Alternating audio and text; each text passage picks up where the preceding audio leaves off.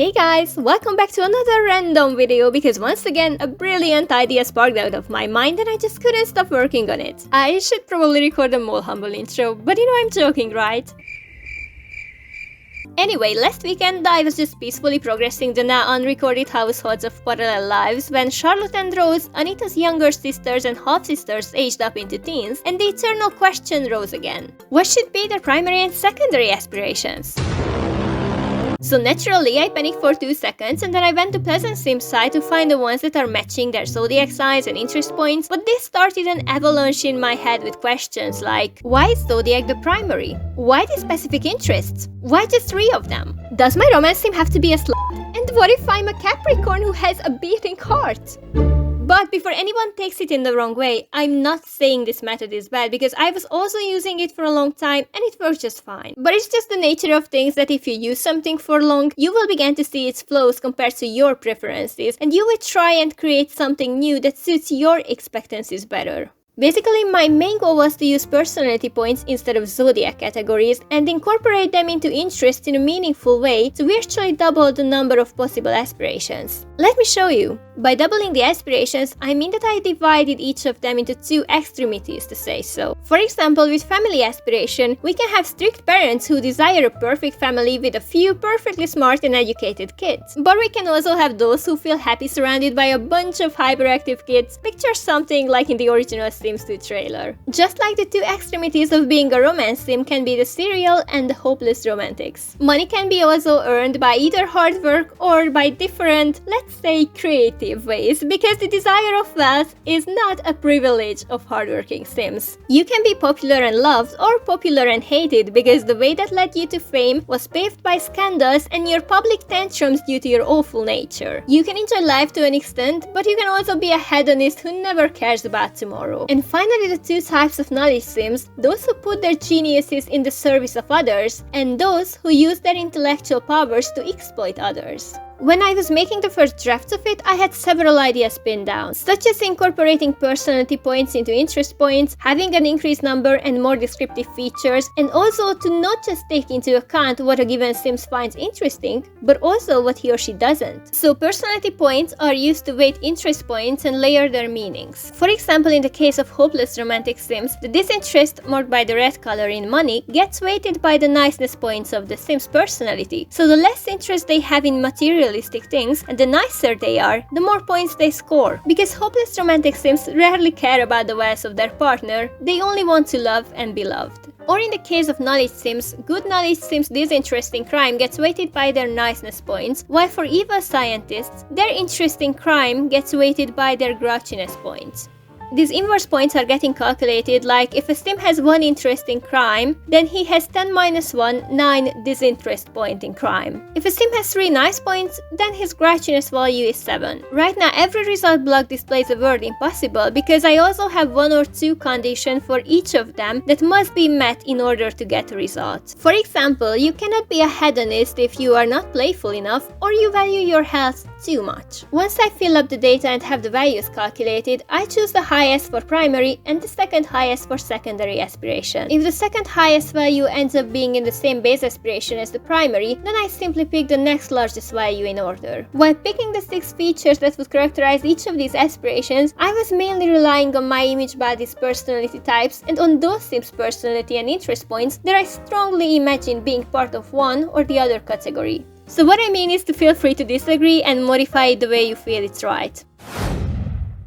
So the strict parents are taking their kids' education very seriously and they expect good grades from them. They are not fond of toys lying all over the floor in the house. They are neat freaks and want their environment to be spotless. They also take mischiefs and disobediences very seriously. They will ground their kids for weeks if they sneak out or do something stupid. Just as I said, they are very neat, so they are constantly fighting against bacteria around the house and you will have a hard time convincing them to have any animal inside the house. For the other type of family sims, I was picturing this traditional big family portrait where everyone is doing something silly, having a good time together. Maybe their house is not spotless and their kids are not all private school students with perfect grades, but they are having so much fun being around each other. They try to teach their kids through games, and if they do something they shouldn't have, they treat it with kindness. You can also have an insane amount of pets. Serial romancers care a lot about their appearance, whether it is sport or fashion. They also tend to have interest in the paranormal, such as love fortune telling, but they don't really bother following the cultural and moral rules of society. Hopeless romantic sims love reading romance novels by the candlelight, and they always look spotless because the one true love can cross their paths in any moment, surely. Hardworker sims don't believe in miracles. They know they have to fight for every single simoleon in their lives, and they are willing to sacrifice even their health to accumulate enough simoleons. Shady sims are the ones that always want easy money by crimes or marrying wealthy sims or wishing it from a genie lamp. Friend of the world sims will want to use their political influence to fight against crime, while public enemy sims will want to encourage it. The main difference between the two pleasure sims is that hedonists don't care about their health at all, and they are extremely lazy at work as well. And finally, a good knowledge sim takes his work seriously. He was most likely a shy, smart kid at school, and now he wants to use his intellectual powers to fight against crime or improve the life conditions of others. Evil knowledge sims are the exact opposite. They always found school boring because they had no humility towards science, and they long for power so much they could even burn the entire world down to have it. Alright, in the second part of the video, I'd like to demonstrate these calculators through the example of Pleasant View and Strange Town sims. I had a bunch of expected and a lot of unexpected but surprisingly interesting classifications. My first two favorites are Loki and Vidkant from Strange Town. They are enemies since school, they are fighting for the same woman, and now it all makes sense because Loki is an evil knowledge sim with public enemy secondary aspiration, while Vidkant is a good knowledge sim with a strict parent secondary aspiration. So they are so similar, yet the polar opposites of each other. Their rivalry makes perfect sense. Also, if we are talking about Loki and Cersei, Cersei is a public enemy and a strict parent, and if we take a look at Nervous Subject, who has quite an interesting personality point distribution, we can find something very interesting. First of all, this makes him unable to have the nicer family aspiration or romance aspirations, along with the popularity or pleasure ones. So this somewhat tells me that he is deprived of all emotions at this stage, which is a very sad thing. And he actually scores as an evil scientist and a strict parent, which I think can be very much interpreted as the bakers sadly managed to turn him similar to themselves with all these years of torturing, and now as a grown-up, he has the same motivations as his stepdad and would behave the same strict way around his family as his stepmom. My next favorite is General Boss, who happens to be a public enemy sim with an evil scientist secondary aspiration. How I'm imagining this is that he wants to be, and let's be honest, he already is, a dreaded commander,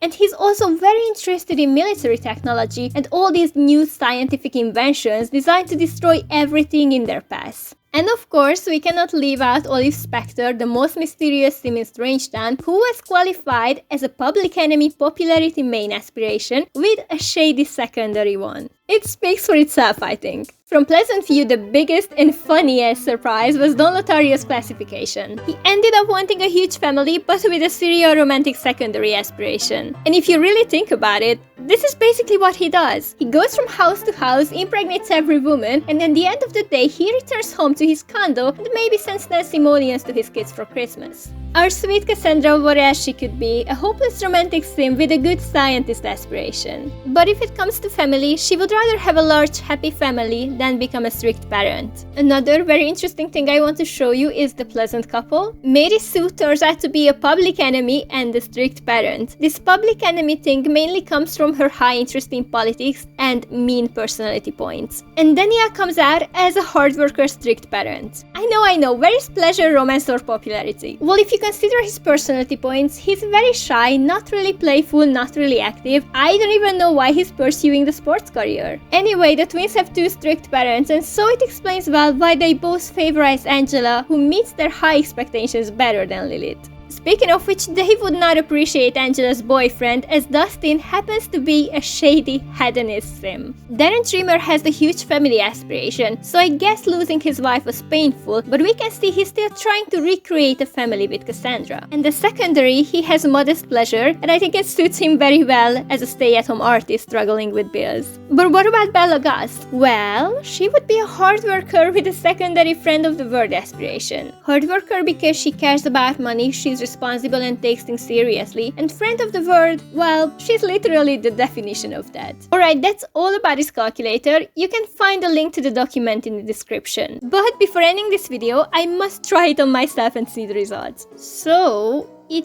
turns out I'm a hopeless romantic sim and I would be a strict parent. You know what, that's probably true. I have such high expectations towards everything and everyone. 100% true. I'm also inviting you to try it and calculate your own primary and secondary aspirations. So write me in the comments if you do. I can't wait to see them. Alright, thank you so much for watching and I hope you found this video insightful. Bye guys!